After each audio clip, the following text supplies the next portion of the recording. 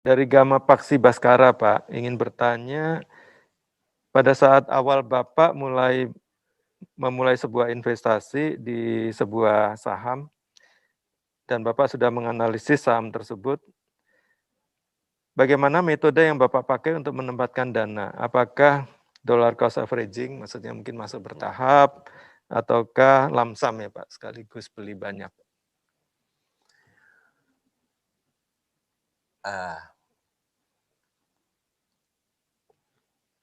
Kalau kita sudah mendapatkan perusahaan yang bagus dan murah, sebetulnya harus kita dorong semuanya.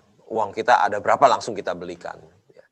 Karena kalau kita beli saham yang bagus dan murah, kemungkinan kita turun di bawah lebih sulit daripada dia. Karena perusahaan yang bagus dan murah lebih berpotensi naik daripada dia turun.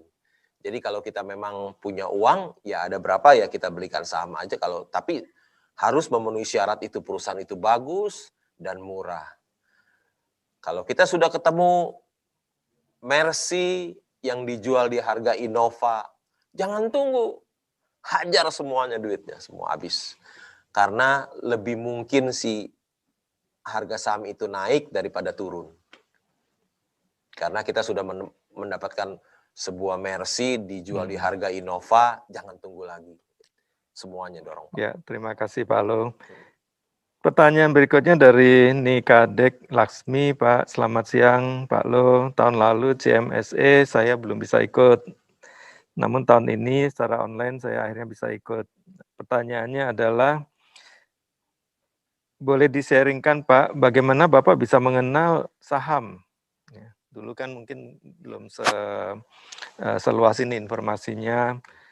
Kemudian bagaimana peran pasangan di dalam kesuksesan Bapak berinvestasi di pasar modal, sehingga sukses seperti sekarang ini? Mungkin maksudnya istri ya Pak, atau dulu pacar mungkin Pak. Silakan Pak Lo.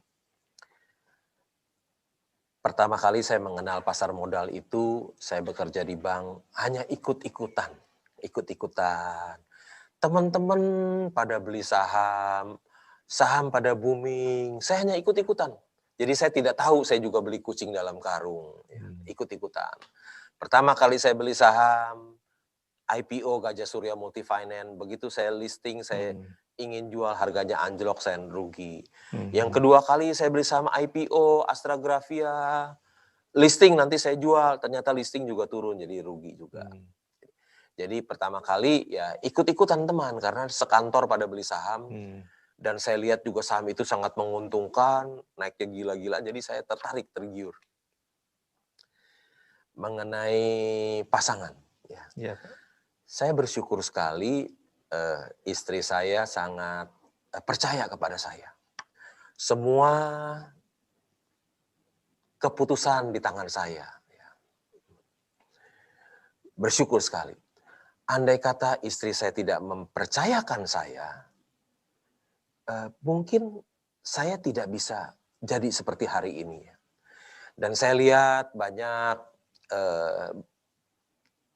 ibu-ibu yang memegang uang keluarga. Semua uang dipegang sama istri. Sehingga si bapak ini apapun jadi bodoh. Si suami jadi bodoh karena dia mau beli apapun, beli saham tidak dikasih sama istrinya. Ya. Tapi saya bersyukur istri saya sangat percaya kepada saya sehingga saya bisa seperti ini karena ada peran istri saya. Coba kalau istri saya dominan, uang keluarga dipegang sama istri saya, mungkin saya jadi suami yang bodoh. Kira-kira begitu Pak, saya bersyukur punya pasangan yang mempercayakan uang keluarga kepada saya. Ya, terima kasih Pak Lo. Pertanyaan dari Edgar Diharja Pak. Selamat siang Pak Lo. Saya value investor dari Surabaya. Ketika Pak Lo membeli sebuah saham bagus yang menurut Bapak under value, berapa tahun ekspektasi Bapak hold saham itu sampai saham itu kembali ke harga yang menurut Bapak wajar? Saya membeli Mercy harga Innova atau Mercy harga Avanza. Tapi saya tidak tahu kapan dia bisa kembali jadi harga Mercy lagi. Jadi yang saya tahu hanya saya beli Mercy harga Avanza nih murah sekali. Ya. Saya membelinya dan kembali ke harga Avanza, ke harga Mercy, saya tidak tahu kapan. Tapi saya beruntung, saya pegang Indica Energy, dia balik ke harga dari 100 ke naik ke 4.000 hanya perlu waktu 2 tahun. Saya beli Indakiat naik dari 1.000 ke 20.000 hanya perlu 1,5 tahun. Itu menurut saya sangat cepat sekali. Jadi saya hanya membeli Mercy harga Avanza, naiknya kapan saya tidak tahu. Saya hanya punya kesabaran untuk menunggu sampai kapan dia naik. Naiknya kapan saya tidak tahu. Oke. Terima kasih Pak Lu. Pertanyaan dari Amar Caniago, Pak Lu. Ingin bertanya, Warren Buffett sering mengatakan, ini salah satu quote-nya Warren Buffett, "It is far better to buy wonderful companies at fair price than fair business at wonderful price." Oke, saya ulangi ya Pak. "It is far better to buy wonderful company at fair price than fair company at wonderful price." Apakah Pak Lu sependapat dengan statement beliau? Sebab menurut saya melihat saham-saham Pak Lu ada yang menurut saya perusahaannya fair, tapi Bapak belinya di wonderful price. Saya rasanya nggak pernah beli perusahaan yang biasa wonderful price, nggak mungkin. Semua yang saya beli saham-saham saya at diskon besar, ya. At diskon besar. Contohnya, saya punya perusahaan yang kurang begitu bagus, misalnya perusahaan tongkang batubara terbesar di Indonesia, MPSS. Perusahaan itu kurang begitu bagus. Tapi saya kan belinya 300. Kalau kita buka search di Google, Indica Energy membeli MBSS itu 1.630. Saya membeli 300. Selalu at discount. Nggak pernah saya beli at wonderful price. Yang saya lakukan selama ini adalah beli wonderful company at discount. Nggak mungkin saya, itu pasti keliru. Nggak mungkin saya beli perusahaan yang biasa wonderful price, nggak mungkin. Semua saham saya semua saham diskon semua, saham murah semua. Ya, mungkin yang dimaksud wonderful price di sini dengan harga diskon, Pak. Oh, harga diskon ya. Oke. Maksud saya, saya pikir wonderful price itu harga yang mahal, enggak ya? Ada diskon ya, oke. Jadi Pak Lo juga ada membeli saham yang mungkin fair aja sahamnya, tapi harganya murah, wonderful. Ya. Seperti tadi sudah jelasin ya. Ya, ada juga yang seperti kurang itu. Bagus, tapi diskon besar. Ya, tapi tentunya Bapak juga pernah membeli wonderful company gitu ya. Seperti Indica Energy, untung 4.000% dalam 2 tahun, beli Indakiat, naik 1.900%, ya. Atau beli United Tractor, ya bisa. Tapi ada juga company-company yang saya menunggu lama belum naik ya. Ada yang cepat, ada yang perlu waktu lama. Oke, wonderful company at wonderful price ya Pak. Contoh-contoh yang tadi Bapak berikan. Wonderful price maksudnya harganya murah. Murah. Gitu. Ya itu yang saya lakukan. Saya kira tadi harganya mahal gitu, nggak mungkin kalau saya beli harga mahal.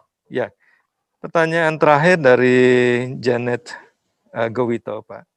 Halo Pak Lo, mau tanya sedikit, kebetulan saya baru berinvestasi di pasar saham. Saya berencana mengadopsi konsep atau strategi value investing seperti Bapak. Tapi saya hanya tahu apa kriteria Bapak untuk menentukan waktu yang tepat untuk menjual saham. Benchmarknya apa? Nah, ini menarik nih Pak. Jadi kapan menjual? Kapan waktunya menjual ya? Sederhana Pak. Ketika kita mendapatkan perusahaan yang Mercy dijual harga Avanza, kapan jualnya? Ya tunggu balik lagi ke harga Mercy, Pak. As simple as that ya. Berinvestasi di saham itu sangat mudah. Lulusan SD saja bisa menjadi orang yang piawai di dalam berinvestasi di saham. Contohnya saya kuliah dulu di Fakultas Sastra. Saya nggak ngerti soal keuangan, ekonomi makro, segala macam, saya nggak ngerti. Saya cuma tahu, saya lulusan Fakultas Sastra, saya adalah seorang sastrawan. Ya. Rektor saya Sultan Takdir Salisyabana, seorang pujangga. Jadi berinvestasi saham sangat murah sekali. Seperti Jeff Bezos tadi bilang ke orang, very simple, sederhana sekali Pak. Iya Pak.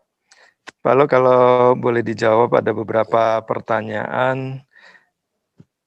Ada orang yang mencoba untuk melakukan value investing, tapi belum berhasil. Kira-kira apa tips Bapak kepada investor yang belum berhasil melakukan value investing ini? Apakah dia sudah membeli saham yang tepat atau belum? Ya, betul-betul apakah dia membeli seperti yang tadi saya katakan, value investing itu adalah membeli Mercy harga Avanza. Jangan-jangan dia terbalik. Ya. Dia beli Avanza harga Mercy, itu yang banyak. Ya. Jadi tidak berhasil. Atau sudah berhasil tapi lama untuk kembali ke harga wajarnya. Cuman saya nggak tahu sih saham apa yang dia beli. Ya. Ya Pak. Kalau tahu saham apa yang dibeli, komentarnya jawabannya lebih enak, ya, lebih gampang, lebih mudah. Selama ini kita mengenal kisah sukses Pak Lo nih. Mungkin Pak Lo bisa cerita sedikit. Ada juga yang mungkin Pak Lo membuat kesalahan dan belajar dari kesalahan itu. Tentu saja banyak Pak. Kan tadi saya sudah jelaskan. Pertama kali saya beli saham sudah rugi Pak. Kedua kali saya beli saham juga rugi Pak. Dan yang terakhir hampir saya tergeletak. Hampir tergeletak ya. Saham yang saya beli turun banyak sekali. Untung saham itu bisa kembali. Kalau enggak, saya mengalami kerugian yang sangat besar. Tapi untunglah bisa berbalik kembali.